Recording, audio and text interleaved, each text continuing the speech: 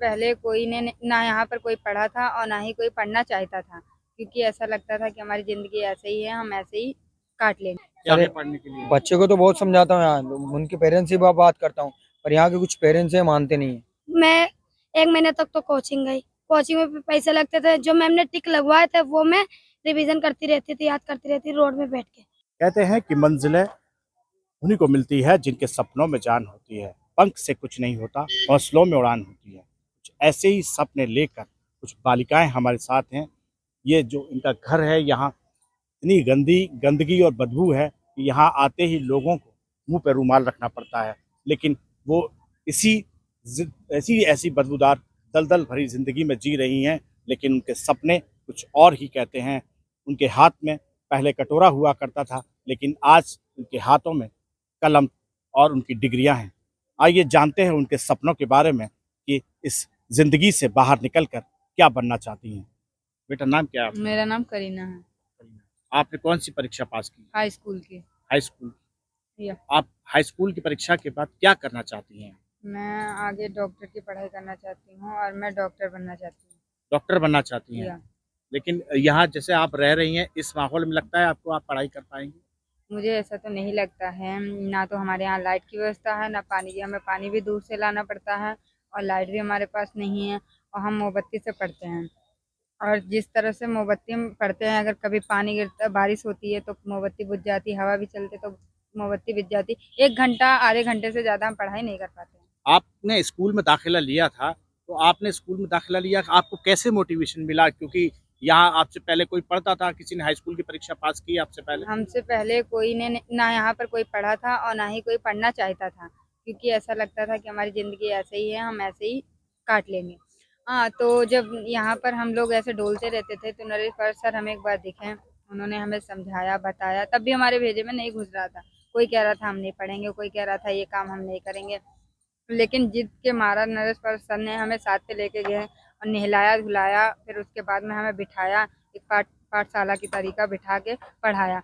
और हमें स्कूल में भी दाखिला नहीं दे रहे थे, तो सर ने लगातार कोशिश की, तो इसलिए हमारा एडमिशन हो गया।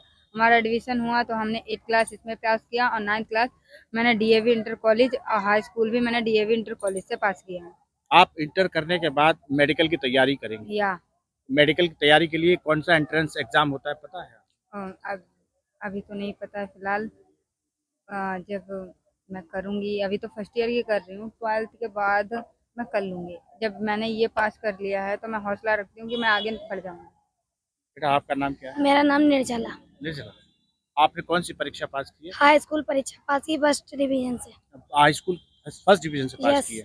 कैसे मेहनत की, कैसे पढ़ाई की आपने? सर, इस मैंने माहौल में, जो माहौल है, गर्मी है, लाइट नहीं है, अंधेरा रहता है, आपने कैसे परीक्षा पास की? क्या सर मैंने चुनौतियां हाई थी? स्कूल में पेपर वाले टाइम वो शाम में स्कूल घर में पढ़ती थी, फिर मैं लाइट में जाके रोड में पढ़ती थी पूरे 3 बजे रात में, कभी 4 बजे रात को, सुबह 5 बजे लाइट में जाके मैं तैयारियां करती थी बोर्ड एग्जाम की। मैं 1 महीने तक तो कोचिंग गई। कोचिंग में भी पैसे लगते थे, जो मैम ने टिक लगवाए थे वो मैं रिवीजन करती रहती थी, याद करती रहती रोड में बैठ के 4 बजे तक। आगे आप पढ़ाई करेंगी? जी हाँ। अब क्या बनना चाहती हैं आप? जी, मैं पुलिस बनना चाहती पुलिस बनेंगी? या। इस माहौल से निकलकर कुछ और बनना आगे आगे बढ़ेंगी? हूँ। जी वेरी गुड। आपका क्या नाम है बेटा? कामिनी। कामिनी। आपने कौन सी परीक्षा पास की है? High school. High school. आगे भी पढ़ोगी? हाँ, कौन से स्कूल में पढ़ने जाती हो आप? Tulsi Devi girls inter college. Tulsi Devi में जाती हो। आपके साथ आपकी सहेलियां हैं, हाँ, वो आपके साथ कैसा व्यवहार करती हैं? बहुत बढ़िया। अच्छा व्यवहार करती हैं। हाँ, आपकी दोस्त का नाम बताओ। निर्जिला। निर्जला तो आप ही की बस्ती में रहती है। हाँ। कोई ऐसी बच्ची जो बाहर आपकी दोस्त हुई हो कॉलेज स्कूल में?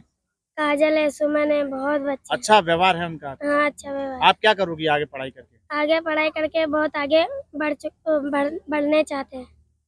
बढ़ना चाहती हो आगे? हाँ। माँ बाप आपका सपोर्ट करते हैं? हाँ, सपोर्ट करते हैं क्या बहुत। करते हैं पापा आपके? नींबू मिर्च बेचते हैं। नींबू मिर्च बेचते हैं। आपका क्या नाम है भैया? मेरा नाम शेर अली खान सर। शेर अली जी, आप बताओ, आपने कौन सी परीक्षा पास की है? सर इंटरमीडिएट की परीक्षा पास की इस साल। अच्छा जी तो आपने दाखिला कैसे लिया, कैसे आपकी पढ़ाई में दिलचस्पी जगी, बताइए जरा। सर, हमें कुछ पता नहीं था। मैं 2014 की बात है, उस टाइम मुझे कुछ पता नहीं था कि स्कूल में एडमिशन हुआ है या नहीं हुआ है। मैं भिक्षावृत्ति करने गया था, उसी टाइम नरेश भारत सर आए थे हमारे घर पे, हमारे पेरेंट्स से, हमारे लोगों से बात की, यहाँ के लोगों से बात किया कर रहे थे, तो यहाँ के लोग भी मना कर रहे थे पढ़ाने बच्चे को। उनमें से एक व्यक्ति माना पढ़ाने को, वो है मेरे हरी चाचा, जो पढ़ाने में अपने बच्चों को आगे कराया। पर भी स्कूल में एडमिशन नहीं हो रहा था, नरेश भारत से लेके गए सर, एडमिशन नहीं हो रहा था। वहाँ ये बोल के भगा दिया जाता था, इन बच्चों पे बदबू आती है, हम इन बच्चों को दाखिला नहीं देंगे। अगर इन बच्चों को दाखिला देंगे तो इन बच्चों भी माहौल पड़ेगा, जो पढ़ने लिखने वाले आते हैं, बस्तियों से आते, घरों से आते पढ़ने के लिए, उनमें भी ये वो इफेक्ट पड़ेगा, बदलाव आ जाएगा, ये भी बच्चे बिगड़ जाएंगे। इन्हीं को देखे हुआ वहाँ से भगा दिया गया, दाखिला नहीं हुआ। वहाँ से आने के बाद यहाँ पे शिक्षा भवन में नरेश भारत सर ने पाठशाला लगाया, बहुत 2-4 दिन लगातार कंटिन्यू पढ़ाते रहे, डेली पढ़ाते रहे। फिर और शिक्षा भवन से अधिकारी लोग आए, वहाँ पूछा नरेश भारत सर से, तुम यहाँ क्यों पढ़ा रहे हो, क्यों बच्चों को पाठशाला यहाँ लगा रखा है, यहाँ तो शिक्षा भवन है, यहाँ ऑफिस है, आप ऑफिस के सामने बच्चों को पढ़ा रहे हैं। तो नरेश भारत सर ने कहा, हम स्कूल में जाते बच्चों को एडमिशन कराने, यहाँ एडमिशन दे नहीं रहे, हम इन बच्चों का दाखिला हो नहीं रहा, हम करें तो करेंगे क्या करें, इन बच्चों का भविष्य भी है, इन्हें भी पढ़ने लिखने का अधिकार है, पर इन बच्चों को एडमिशन नहीं हो रहा, जाए तो जाए कहाँ जाए। फिर वहाँ से फिर वो लोग चले गए, फिर कुछ मीडिया लोग आए, फिर उसने सर से पूछा, सर ने सारी प्रॉब्लम से उन्हें बताया, फिर वो मीडिया ले सर को बताया, फिर दोबारा स्कूल लेके गए, एडमिशन हुआ। फिर वहाँ का जो मास्टर था, मोमडन था मास्टर था, वो भी यही व्यवहार करता था हमारे साथ, ये गंदे, तुम इस साइड बैठोगे, ये बस्ती वाले बच्चे इस साइड बैठो, डेरे वाले बच्चे इस साइड बैठो, अलग अलग करके बैठाते थे। यहाँ के बाद भी हमें पता नहीं था यार, पढ़ना लिखना, वहाँ पेन भी नहीं पकड़ पाते थे हम, सच पता है सर, पेंसिल भी नहीं पकड़ना आता था हमें, किताब की क्या दूर है, हमें पढ़ना भी नहीं आता था। फर्स्ट बार गया था तो मुझे पता नहीं था, कौन सी क्लास में दाखिला मिला था? फर्स्ट में मिला था।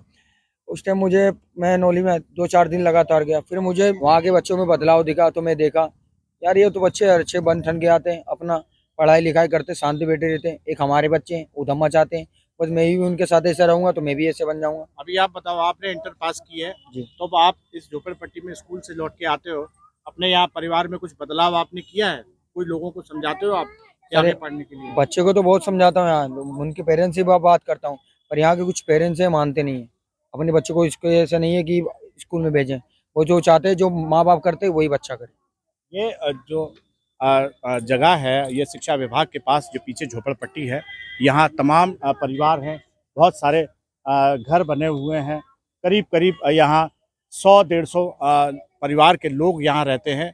इनके पास आधार कार्ड है, पहचान पत्र है, सब कुछ है, बट लेकिन इनके पास ना तो रहने की जगह है, ना ही इनके पास वो सुविधाएं हैं जो सरकार मूलभूत सुविधाएं लोगों को देती है। भारत हमारा आधुनिकीकरण में आगे बढ़ रहा है, लेकिन तमाम ऐसे परिवार भुखमरी और गरीबी की ज़िंदगी जी रहे हैं, जिनके पास ना तो रहने की जगह है, ना ही सुख सुविधाएं हैं जो आम इंसान को मिलनी चाहिए। लेकिन फिर भी कहते हैं कि कमल जो है कीचड़ में ही खिलता है। यहाँ ऐसी ही कुछ प्रतिभाएं हैं जिन्होंने तमाम जद्दोजहद और तमाम संघर्ष के बाद भी अपनी पढ़ाई को नहीं छोड़ा और अपना एम जो बनाया है, उस एम को पूरा करने के लिए आज भी तैयारी करते हैं। आगरा से सुनील साकेत, नव भारत टाइम्स ऑनलाइन के लिए।